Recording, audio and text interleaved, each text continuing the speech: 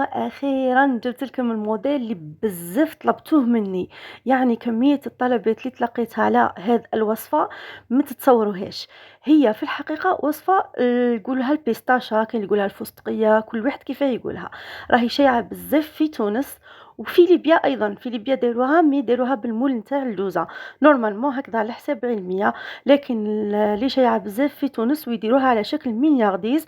والوصفة الشائعة عندهم بزاف بزاف مكونة من مكونين فقط، بيستاش ويجمعوه بالجليكوز. بصح احنا كجزائريين ما نستعملوش بزاف البيستاش في حلوياتنا، بالتالي اللي يحب يستعملها بيستاش جليكوز سهلة مهلة يديرها.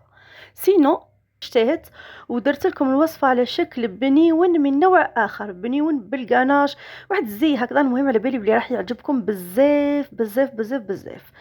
اول حاجه اللي تحتاجوها واللي هي لي ترانسفير هذو. بالنسبه للترانسفير راهو متوفر. انا جبته من عند محل سميرة تيفي في ليرون دائما هذاك هو المحل اللي نتعامل معاه. راهو البنات مقابل سيام بن محمود، مقابل سيامته بن محمود. ديروا هذا الروبير، روحوا لماليزيا مقابل سيامته بن محمود تلقاوه. بالنسبه للناس اللي خارج الولايه تقدروا تطلبوه من المحلات اللي يبيعوا لوازم الحلويات، راح يوفروه. ديروا لهم كابتور برك يجيبوه لكم. الترانسفير هذا حكايته حكايه، هما جابوه مكتوب، فهمتوا؟ وانا اللي بروبوزيت عليه يجيب لنا المول هكذا ترونسبارون، باسكو هما خرجوه فيه عباره عيد سعيد. انا حبيته ترونسبارون باش نخدموا عليه. هذا فقط كتوضيح بالنسبه للمول. الحاجه الاولى كيفاه تخدموا بالمول.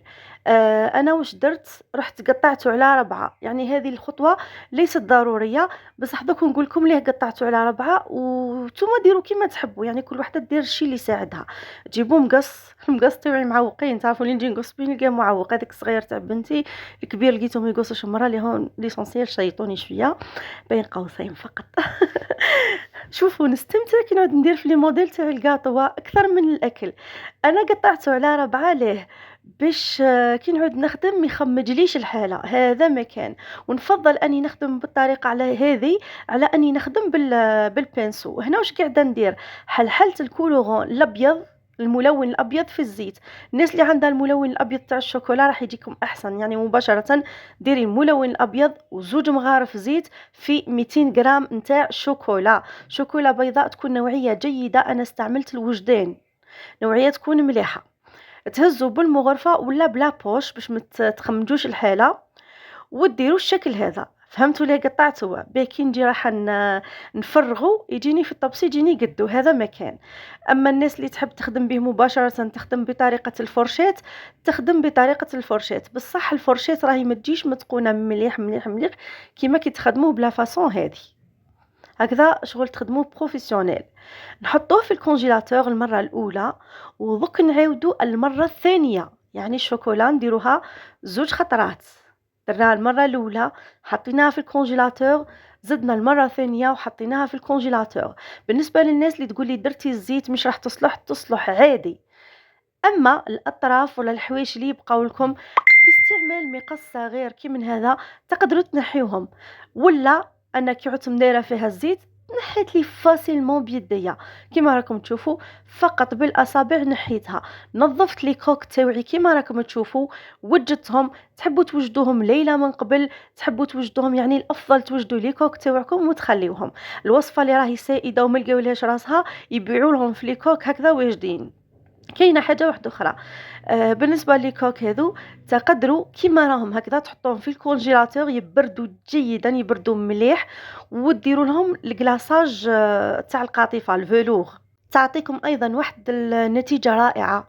بصح انا ما حبيتش ندير الفلوغ باش ما نضلش نزيد عليكم ودوا على بالي بلي ما حبيتها تكون وصفه سهله وثم ديروها. اما بالنسبه لهذو لي ترانسفير اللي مكتوب فيهم عيد سعيد، فهنا حبيت نديرهم لكم بالبنسو هكذا باش تشوفوهم. لي ترانسفير هذو اللي مكتوبين انا نفضل اني نديرهم بنسو.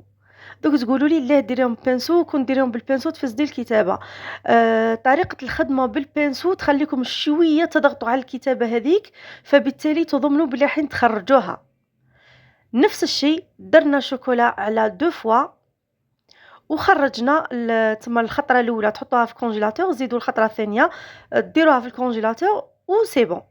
هنا أنا قاعدة نحي فيهم بكل سهولة، وهذا الترانسفير ما ترميوهش أكيد رايحين تخدموا به الموديل الآخر simple. بالنسبة دوك ممكن يجيني تساؤل ليه ما خدمتيهمش في البلون. شفت اخرين خدموهم في البلون ولكن ما خرجوش مليح، الكتيبه ما خرجتش تبان مليحه وما عجبتنيش صراحه، فحبيت نسيهم في الشوكولا نوار ولا المارون. انا درتها في المارون، تبان لي في النوار تخرج احسن واحسن. نروحوا دوكا للحشو تاعنا.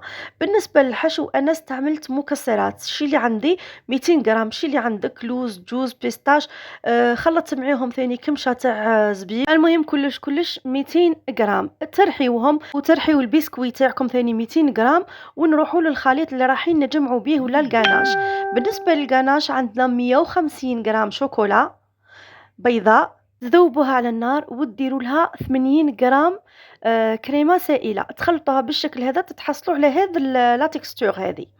تنحيو ربع الكميه، والباقي زيدوا خفوه بلا كريم فريش تاعكم، خفوه حتى تتحصلوا على هذا القوام.